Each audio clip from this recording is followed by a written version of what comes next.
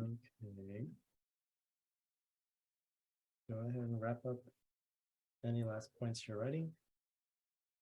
And I'm going to go ahead and jump to the next topic for today.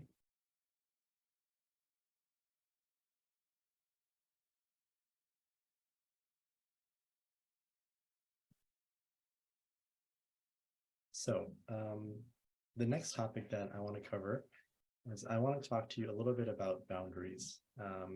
Now, boundaries are really important to our well-being. And but first, let's kind of tie it together with emotions, right?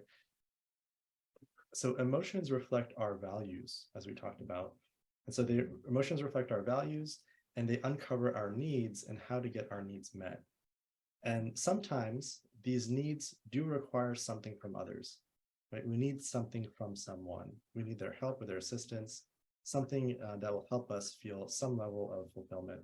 Similarly, others have needs of their own, and some of their needs might demand something of us. And the intersection of these different needs is where boundaries emerge, right? So when there's two different sets of values between you, what you want, what you need, versus what someone else wants or something else wants from you, the friction between them is the boundaries that we experience. Now, sometimes these can be very harmonious, right? We have a need that's very compatible with someone else, right? Maybe there's a part of us that likes to help and assist others, and there's someone else that needs some help, right? So you don't experience friction in those kinds of boundaries, right? There's a synchronicity and a complementarity that happens there. But sometimes they don't always work out the way that we want them to. And that's where boundaries can become problematic. And so let's see, let's go to the next part. So boundaries, right? Balancing boundaries is really essential to well-being in today's high demand modern world, right? We usually have so much going on that finding a sense of balance happens when we can find healthy boundaries between us and other people or entities. And usually, right, when boundaries aren't in the best healthy state is when they're either too loose or they're too rigid. And so loose boundaries are when, as you can imagine, we're not able to assert our own needs in the face of the needs of others. And this can happen both ways, right? Maybe we're actually infringing on other people's boundaries. But loose boundaries lead to neglecting oneself and what one needs, what you yourself need to find peace and fulfillment. And instead, priority is given to the needs of others. Rigid boundaries, on the other side, these usually reflect an over-reliance on oneself and an inability to be vulnerable with other people because you're putting these hard walls up between you and someone else. Maybe it's to protect yourself, right? Maybe it's because you don't want to, right? You don't want to necessarily be that close with this other person or entity. However, when it's unhealthy, this is what can lead to a lack of connection with others that are important to us. And so let's see. So the other piece here is that boundaries are not just with individuals, but they're with anything outside of ourselves, and sometimes even within ourselves. And by within ourselves, I mean, sometimes we have different parts of ourselves that want different things. And so when we only listen to one part of what we want, and we follow what that part wants, it might be compromising something that's important to another part of ourselves. And so, so there's also a level of balancing boundaries within yourself. That's a little bit more of a nuanced and deep topic that we can approach in another day. And just so you guys know, we're just, with both emotions and with boundaries, we're just kind of covering the first level, but there's many levels of journaling that we could do with it. We have two folders. One is just on emotions, another one is just on boundaries with a few, numerous templates. So when it comes to boundaries, they can be with other individuals. They could also be with organizations or groups. They could be with work. You can have boundaries with technology, right? With your cell phone. I think everyone suffers from some kind of boundary imbalances with their phones. They could be with Netflix, any kind of things like that. You could have boundaries with food. You can have boundaries with drugs or alcohol, as well as boundaries with sleep. So just as you're doing this next prompt, reflect on the different types of boundaries that are important to you. Okay, so now this one, we'll just go straight into it. We have a template on boundaries in our course library. All right, so what this template is going to help you do is it helps you to explore the quality of the boundaries that you have across the different areas of your life, as well as understand where there might be some imbalances. So for this prompt, what you want to focus on is first identify the relationships that are important to you, right? So we talked about a few of them. I want you to think about the people that are close to you. It doesn't necessarily have to be problematic boundaries. You can think about healthy boundaries as well. So if you have a spouse, you can think about your boundaries with your spouse, with your parents, with your children. It could be with a colleague. It could be with your work in general. So go ahead and take a little bit of time just to list out the different boundaries that are important to you. Okay, I'll give you guys a minute to do that, and then we'll go to the next part.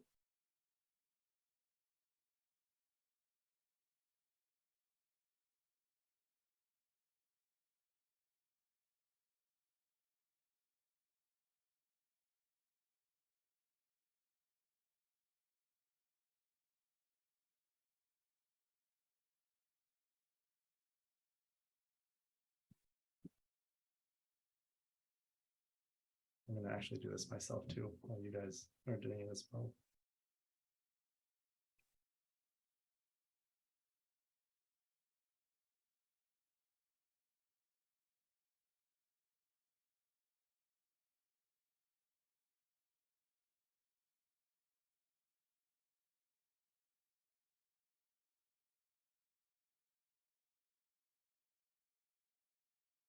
It can, for me personally, I'm a religious person, and spirituality is important to me. So you could also think about boundaries with God, if that's something that is relevant to you as well.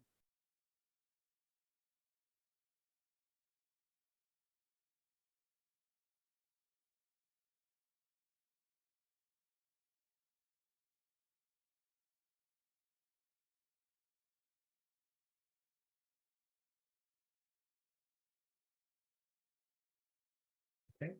So now once you have your list of a few entities that are important to you, now we're going to go to the second one, which is, you don't want to only focus on what's going wrong. This is something I like to approach in my work with clients as well. We could spend a lot of time focusing on problems, but it's also important to recognize where things are going well. And sometimes you can get really valuable insights and lessons there too. And so to start, I want you guys to think about, where are any boundary strengths that I have, right? Where are my boundaries healthy?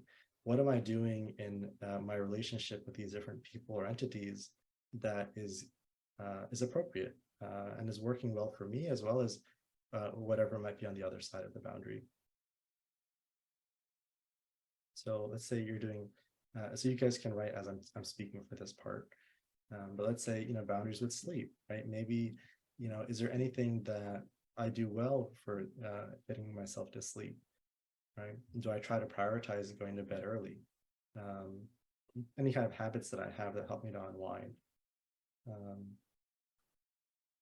So think about any habits or things that you've built that help to honor healthy boundaries. And remember, healthy boundaries can also be tied to having open boundaries, right? It's not always about putting a wall up. Sometimes it's actually about facilitating connection with others, right? Maybe there's someone that's important to me, and I'll regularly call them to check in on them, right? Maybe at least once a week, maybe I'll reach out to my sibling, or I call my parents. So think about things again, give yourself some grace, and think about things that you're doing well.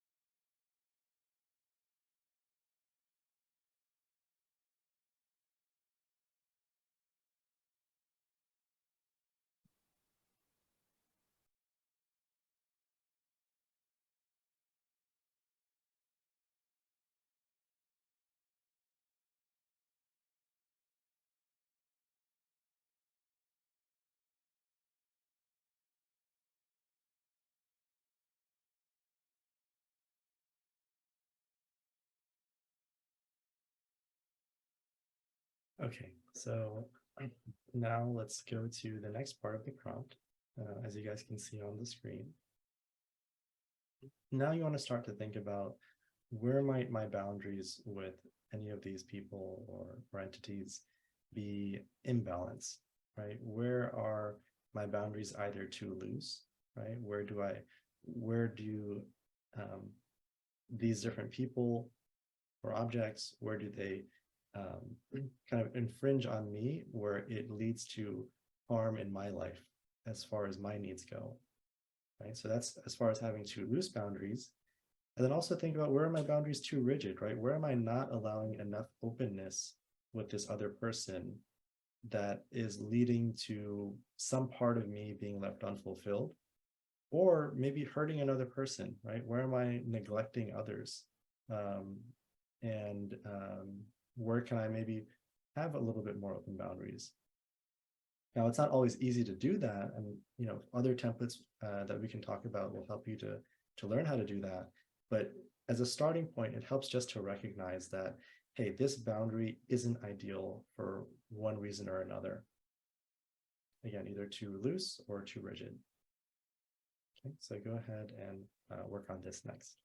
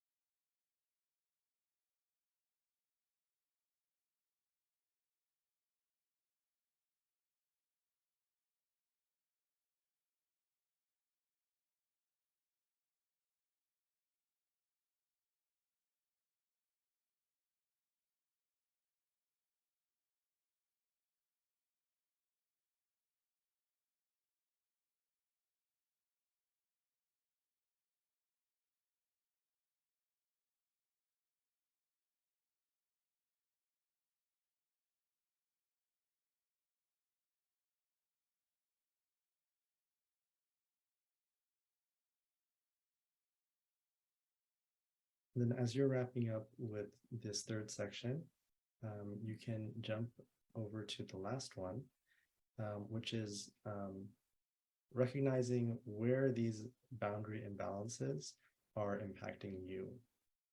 So in what ways is it causing any kind of negative consequences in your life? And you can write about this just generally if you'd like, so you don't have to say with each specific one. But you also can, if you want to go into a level of depth and nuance a little more, you can actually think about each specific one and how any of those specific imbalances are impacting you, as well as others, right? You can also think about how is it impacting someone else in any negative ways.